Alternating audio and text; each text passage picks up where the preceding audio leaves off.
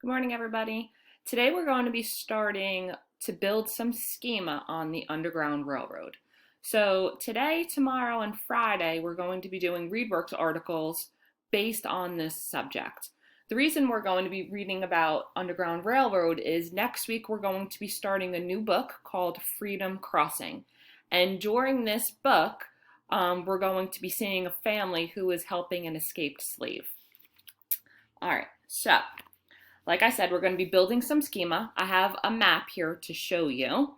The Underground Railroad was happening between 1810 and the 1860s.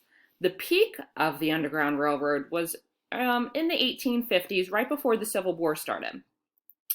So a little bit about the Underground Railroad. It wasn't really a railroad. Its name was given to the way people, or slaves, escaped. No one knows where the name came from. The underground part of the name comes from the word secrecy, and the railroad part comes from the way it was used to transport people. So essentially, the Underground Railroad is a way for escaped slaves to flee, to get away. Okay? So the people who led the slaves along the route were called conductors. And hideouts or homes where slaves hid along the way were called stations or depots. Now, all of these escaped slaves traveled at night for the fear of being seen and caught. Okay? Some of these conductors were former slaves themselves, such as Harriet Tubman. And many white people thought that slavery was wrong, and so they helped in the Underground Railroad as well, which is what we're going to actually see in our book next week. Traveling was very difficult and dangerous, not only for the escaped slaves, but also for those helping them.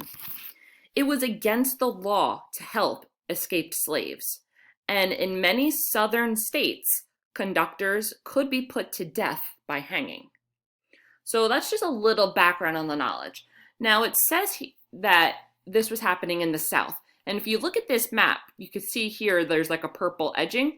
So all below the purple is the South. And you can actually see all of these arrows going to the north. These are like the routes that a lot of these escaped slaves were taking. So they were trying to get to either Canada or they were trying to get to the northern states in the United States. Okay, so that's just a little background knowledge. You're going to be reading, like I said, ReadWorks articles today, tomorrow, and Friday, just to build a little bit more schema before we start reading Freedom Crossing. All right, guys, have a wonderful day.